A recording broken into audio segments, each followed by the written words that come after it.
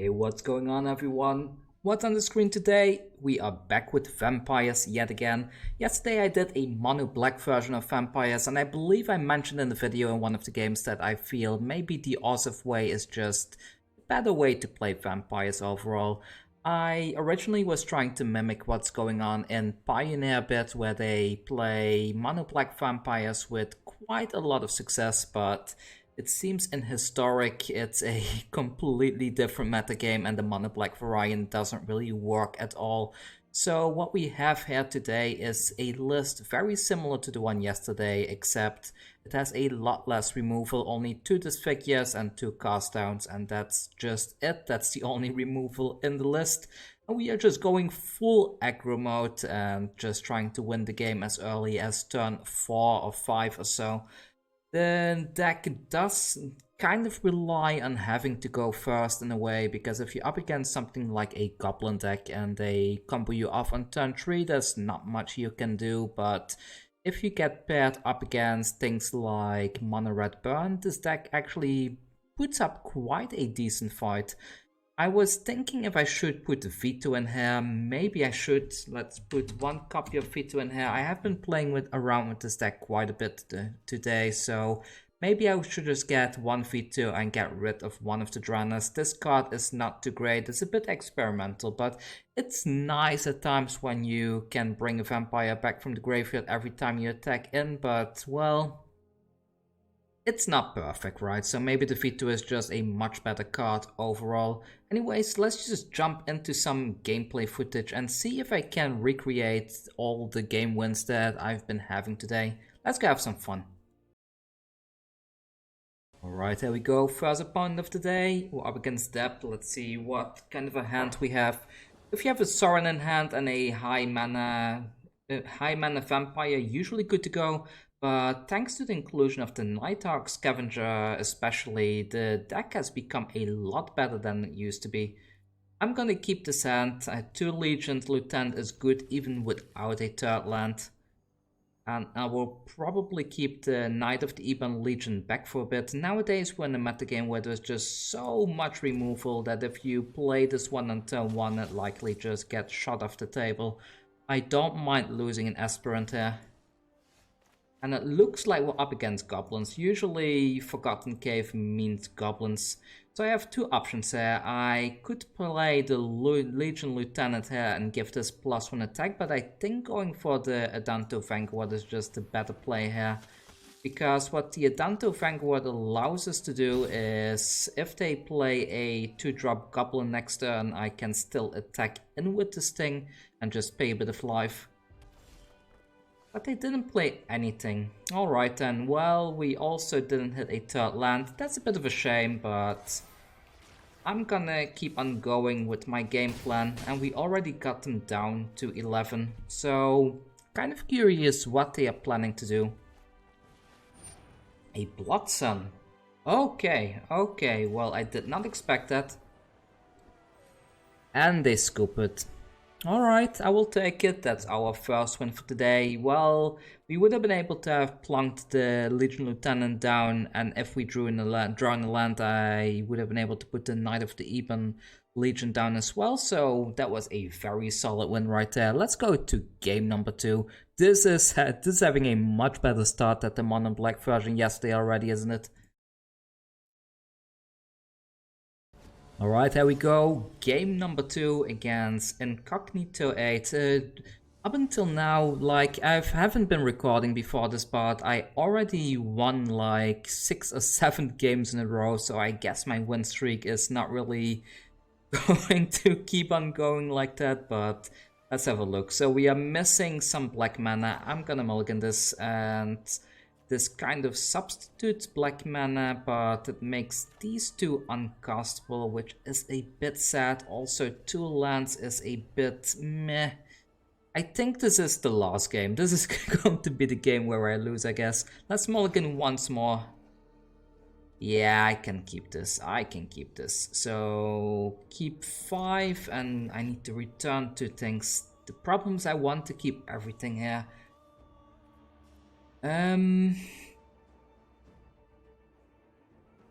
Well, we don't really have the mana to play the Sorin, so maybe this one has to go. And as much as I like the Legion Lieutenant, I think getting the card draw with the Dusk Legion Zealot into a Nighthawk Scavenger is just better here.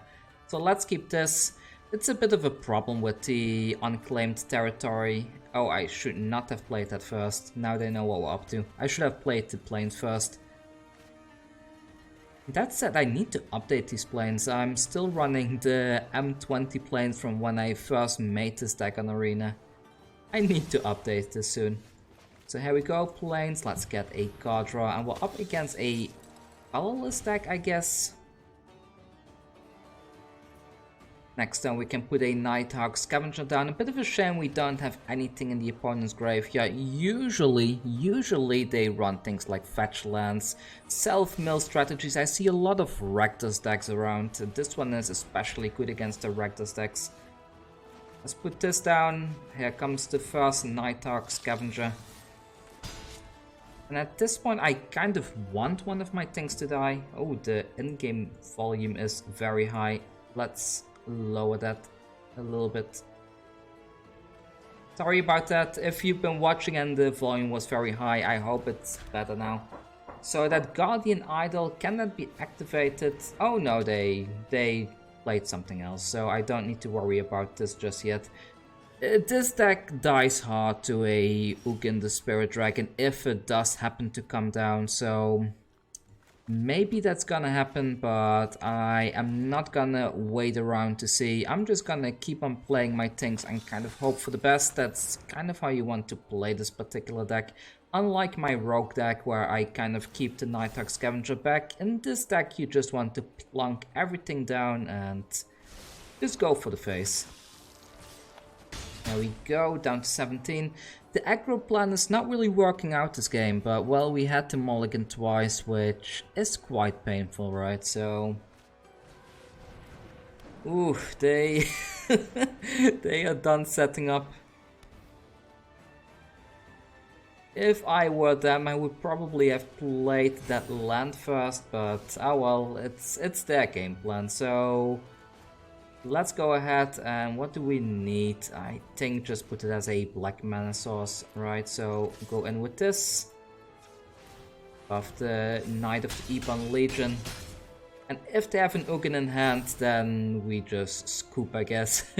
There's no way we can survive an Ugin here. And seeing how they played so little, there was a high... There he is, our big friend Ugin the Spirit Dragon. Well, yeah, I mean, I have some graveyard revival, but if everything is just gonna get exiled, then nothing I can do here, right? So we had a bad hand. We had to mulligan too much. Usually you have a more aggro-centric hand, but I may see what my draw is. If it's something like the... I forgot what the 5-drop is called. The one that lets you draw some cards. I might be able to make a comeback because Ugin is at 4 loyalty now, and it will not be able to get rid of a 5 converted mana cost creature anytime soon. Our actions determine the course of history. Ooh, an 8/8 construct is very hard to get around to.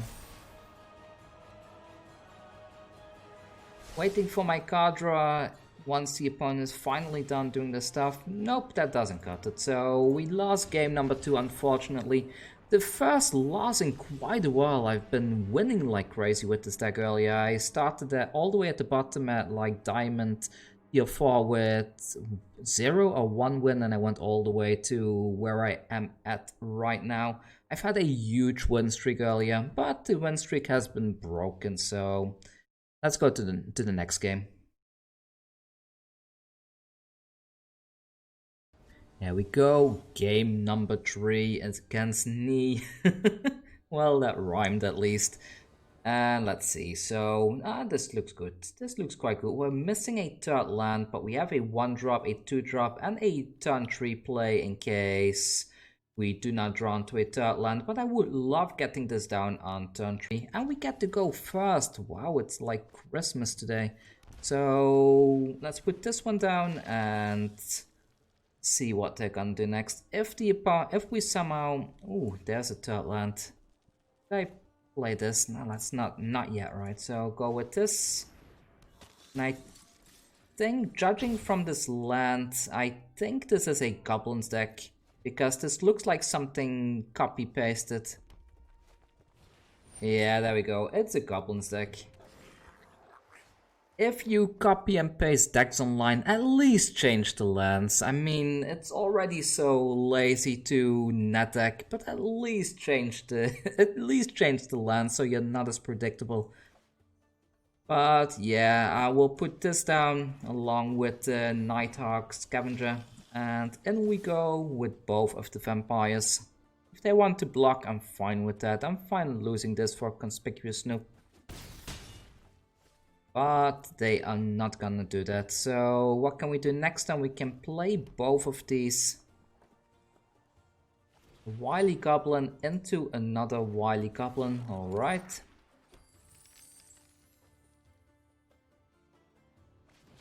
Yeah, they play that right away. And there's a Scarab Prospector. I guess, well, that's quite a good lineup for them. I would play this thing. I would play this now, but I guess they don't. Maybe they're afraid that I removed that thing. Since they didn't play this during their turn, I guess that they have a Moxes in hand, so there's a high chance that we just straight up lose next turn. Let's play this. Can we ascend? I'm not sure. 4, 5, 6, 7, 8, 9. I think we are one card short from ascending.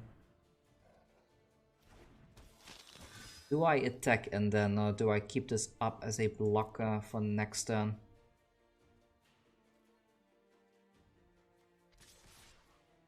I will wait a bit, because if I can put the territory down, then at least this one gains flying. Let's see, do they want to block the Vanguard? I will gladly pay 4 life for that.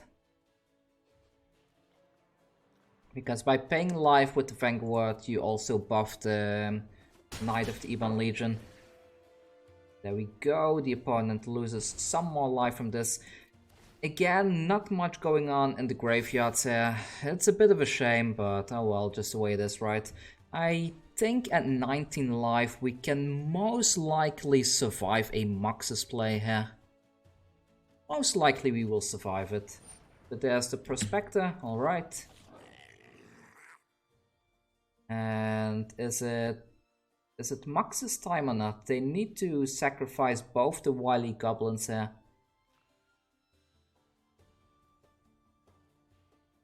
Cool thing is that next turn we can activate the Vito as well, give everything lifelink. Let's see how lucky they are. If they are really lucky, they find like 4 or 5 things on top. We already see that Goblin Warchief there. Let's see how lucky they are. Here we go, resolve. 3, 2, 1, and they are quite lucky. I mean, finding 4 goblins in the top 6, that's just ridiculous. Especially finding the Kranko and some haste creatures there. That's just that's just nuts. So how do I do this? Yeah. I mean, they are gonna tag him with that Moxes, right? They have all those small goblins as well. But they might have more in their hand. Another Kranko. Oh my, well. And this is how your luck can change from one day, from one turn to the next.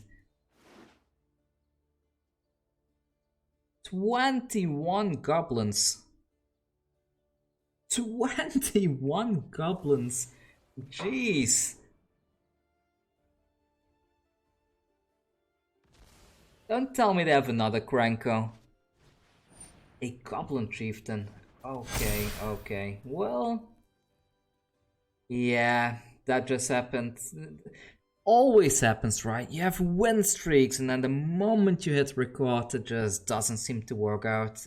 Always happens, but it's fine. That was usually with the Moxes because, well, I guess technically getting 4 goblins in the top is kind of normal, right? But look at what they are doing. Just look at what they pulled off in a single turn there. I'm not even gonna block. I'm not even gonna block. Let's see how ridiculous the damage is. So no blocks there. There we go, and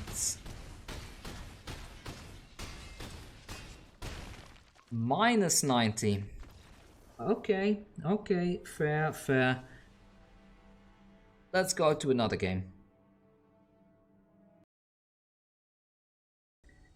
We're up against Deb again. Didn't we play against this person earlier as well? One goes first. Well, we do have 2 of these. I'm gonna keep it. So this one, Vampire, and next. Oh, I should have played a stepped. That was a mistake, but it's fine. It's okay taking a little bit of damage.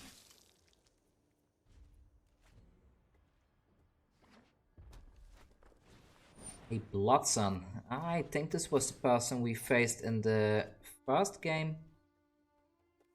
Well, our lands don't do much, so I guess they have some combo deck with their own lands. That's a really lovely thing to draw right there. Oh, nice! I can put this into play without shocking them. That's really nice. So go for the Sorin play here then, and let's minus this. Put the Champion of Dusk onto the field, get 2 cards, and then we go with the Adanto Vanguard. Next turn we can give the champion lifelink if this thing survives, and then with the Vito Thorn of the Dusk Rose it will do 10 damage hopefully. Solemn Simulacrum, okay then.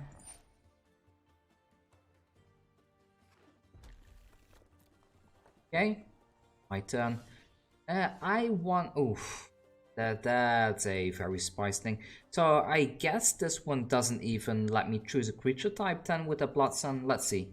Yeah, no creature type, only the regular mana. That's a shame, but so it wasn't really a mistake playing this in the first turn after all, because of the way that the game ended up working. So let's put this on the battlefield.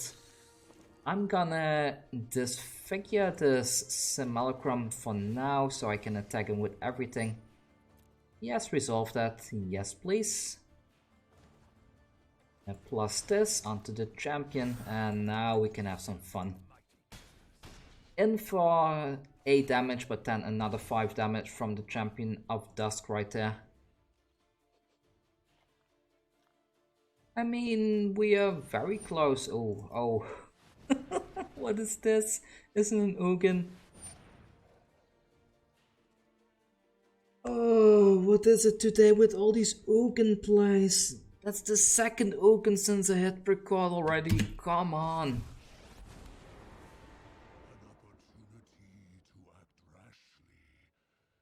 Alright, and alright. That doesn't feel good. Minus 5. Okay, well, good luck to you. You're not going to be able to get rid of this thing anytime soon. Cycle that one, and yeah, we missed a land drop there, and they are at 2, so I'm gonna play this one. A 5-3. Well, if they cannot remove this, then technically we win next turn, right? But they had 7 mana, how can they not have a play here? Oh yeah, of course. Of course, I forgot about the plus of the Ugin. There is a Khan, come on, can we please get a land here? Yeah, sure, have another land. But, oh well, this works, so put this into play, let's minus this. Put the Champion of Dusk into play. Come on, land. White land. Land. We are nearly there. Just need to attack in here. But they could make a construct here. We do have to cast down to get rid of the construct. So if we're a little bit lucky and they don't have anything, then Perhaps we can make it through.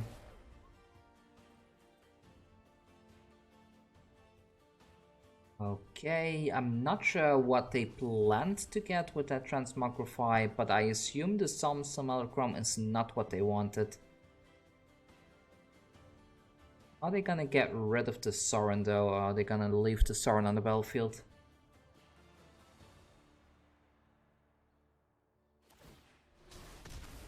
Yeah, they get rid of the Sorin and...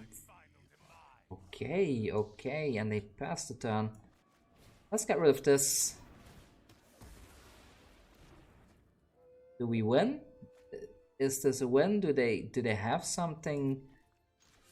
Let's try. Let's just try. Okay then, we actually won that game. I did not expect that win. Not after the Ugin landed, but yeah, of course we had fun. We had a lot of fun. The thing about Ugin is because most people play creatures of like 1 to 3 converted mana cost, so when the Ugin lands and it minus and gets rid of the whole board, then it can do it again the next turn, especially with the +2. But because we are running some big creatures like the Champion of Dusk and the Drana, it becomes hard for them to get rid of it in the following turn because these things have 4 toughness. And they need to string quite a bunch of stuff together to get rid of these things, so it's quite good. I quite like it, and I don't know, let's go to another game, and I think since I want to keep the videos a bit shorter going forward, that will probably be the last game for today.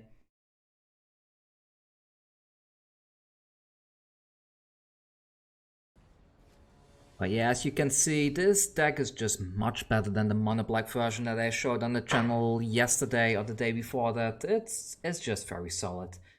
And let's see, so we don't really have something to benefit with the Sorin, but I think blasting the Sorin is a very good game plan as well. So let's keep this, and yeah, let's see how this is gonna go. Oh, we go second. I didn't see that. That's not great. Terramander, and we draw into a Legion Lieutenant. I do hope we get our third land this time. Another blue mana, oof. Oh, for Curious Obsession, so at least the Adanto Vanguard cannot get countered. That's kind of good. They draw a card, and I'm not sure if this deck can win from mono blue easily. We missed yet another land drop. This game looks a little bit one-sided. Maybe I won too much earlier and now I'm in the part of the algorithm that kind of forces me to lose a bit. I don't know. There's an opt. The best case scenario now would be that they somehow tap out, and so I can cast my Sorin without having to worry. And that we draw a land, of course. So another Curious Obsession. Okay.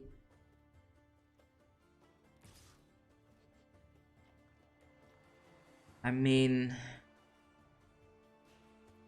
they are going to be drawing 2 things here, right? So I'm hoping that they do not put a land drop down. I'm really hoping that we draw a land. Oh no, we didn't draw a land. Oh, this is bad.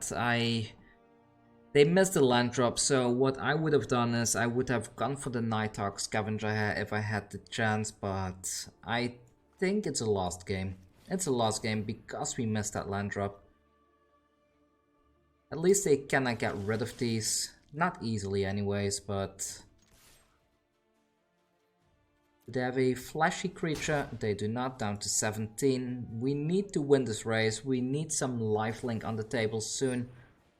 Another opt. They've been quite unlucky though, not finding the third land. And so have we, to be fair.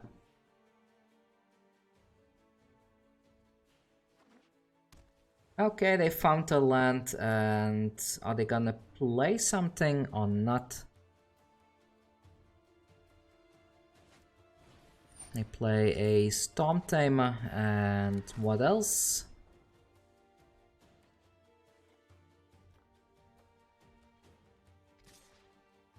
And they attack, and they've been getting so much card value off these Curious Obsessions. When I did the Rogue deck a few days ago, I've been talking about this card a bit as well. Curious Obsession is such a good card for pretty much any blue tempo deck.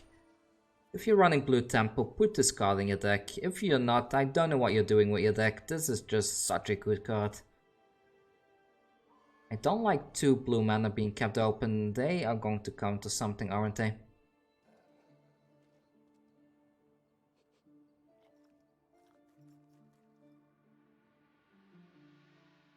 Alright, so they do have a flashy creature in their hand.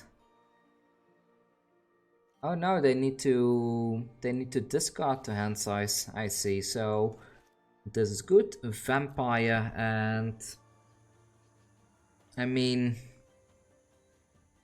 I'm gonna attack in first and scout out what they have going on in their hand. I'm kind of hoping that they cast something here so I can get either this one down or the Sorin.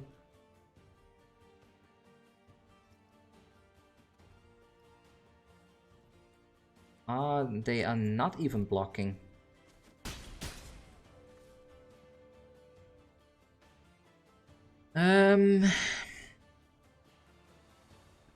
They do have a counterspell. There's no way they don't, so maybe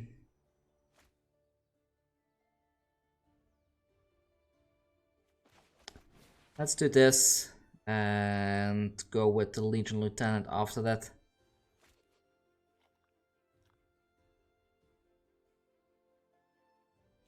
If they don't counter this one, I may play the second Knight of the Ebon Legion first.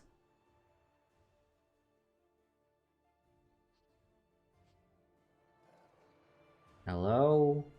Please do something. Mau Mau, where are you? They did not counter that. Let's go for a second Knight then. Because they have a counterspell. I think they are waiting for something better to counter here. Let's not give them that. They can counter this or nothing, it's their choice.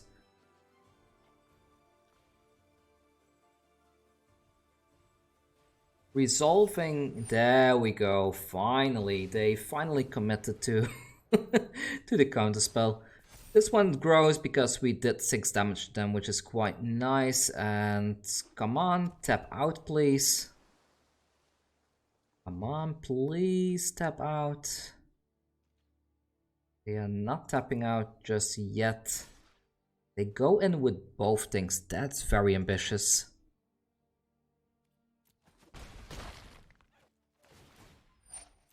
Right, so they get another 2 card draws. They need to discard the hand size again pretty soon, I would imagine. This is a slow game though. Should I do another game after this? Or should I really make this the last game of the day? Okay, there's another card. They are not spending the mana. They are playing their deck properly at least. I'm gonna put this down. Do they counter it or not? They do not. Let's try to put this down.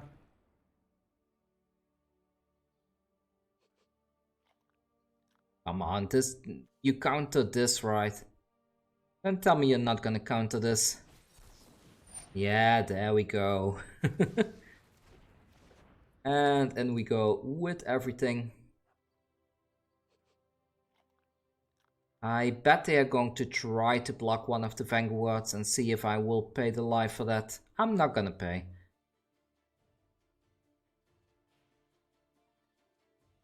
Once they let me, come on, like I mean, bluffing your plays is one thing, but this is getting a little bit ridiculous with all the waiting steps. There we go.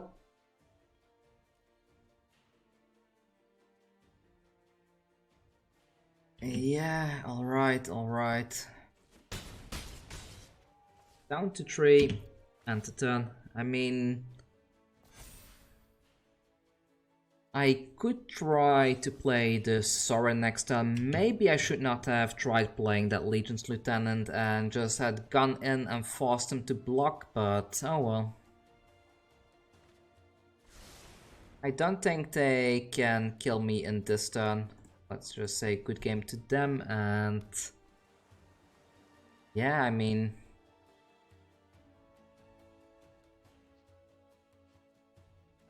not sure if that's a good game to me or a good game that they are going to win this turn. Ah, yeah, they can do that. I forgot about that. Okay, fair enough. I'll do another game. I don't want to end on a loss today.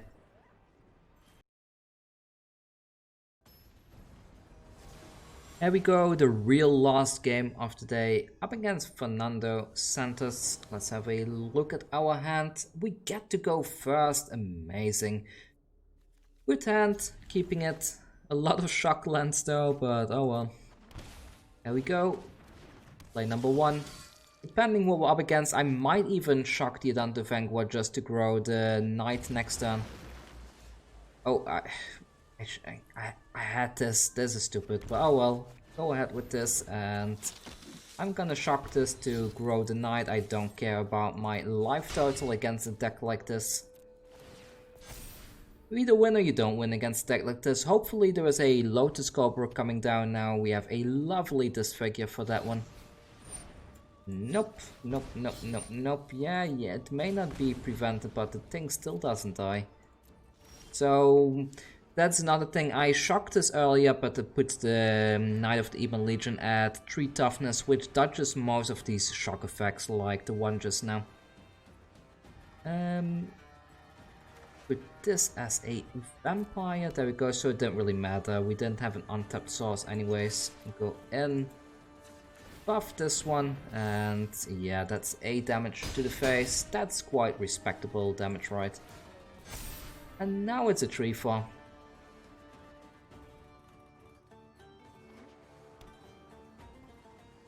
What are we gonna see next? This thing's probably coming down. There we go. So the Bone Crusher Giant is on the board now. My turn. Let's see. I mean, let's just attack in first, right? See how they react.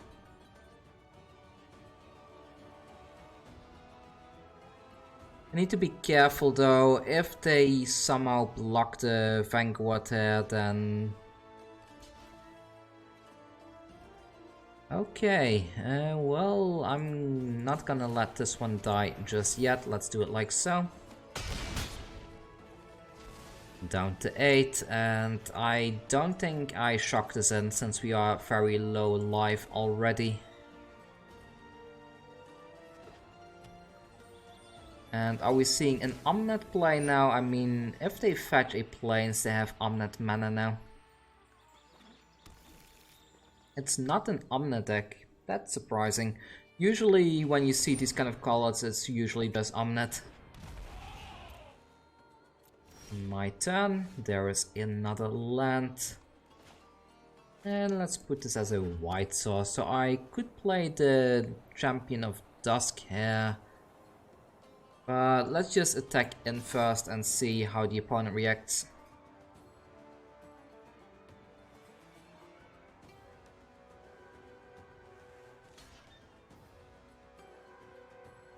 Okay,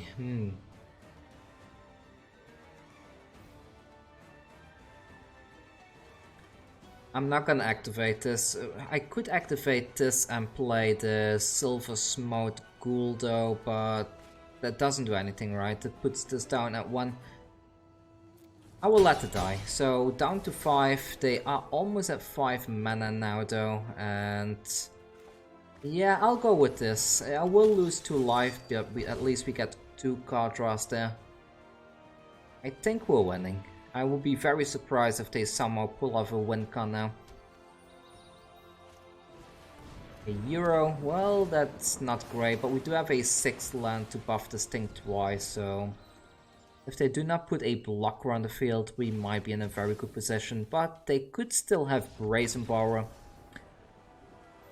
They decide to scoop it, and I decide to end the video. That's just the way it is. I'm happy we got a win there. We had a little bit of a loss streak here and there, but it's a very balanced deck in my opinion. The thing about a deck like Vampires, like this one, is that you are trying to play fair Magic in a format where people play unfair things, so sometimes it doesn't go your way, especially when an Ugin the Spirit Dragon plunks down like we've seen earlier, but it's just a very solid deck and I love playing this deck. And I think another one, like, I really loved the metagame during the Core 2020 set, or Core 20, whatever you want to call it. The one, not the core set we have now, but the previous core set. We had this little vampire deck that was kind of dominating the format alongside I believe, what was it? Like a Gruul Dinosaurs? No, not Gruul. Well, some kind of a dinosaur build. You had vampires and dinosaurs, and those two decks especially, I personally was a really big fan of. I loved that moment of Magic. I loved that you had these vampire decks, dinosaur decks, and you also had Golos with Field of the Dead and stuff like that, and some Simic Flash. I really enjoyed that time of Magic. I don't know, I just liked it, so maybe the next deck that I should be posting on the channel in terms of historic, perhaps it should be a dinosaur deck. I mean, there aren't that many people playing dinosaurs nowadays because regular Gruul is just slightly better, but I think there's still something in dinosaurs in general that might work out, especially with the Rotting Regisaur and such, if you do a splash into black.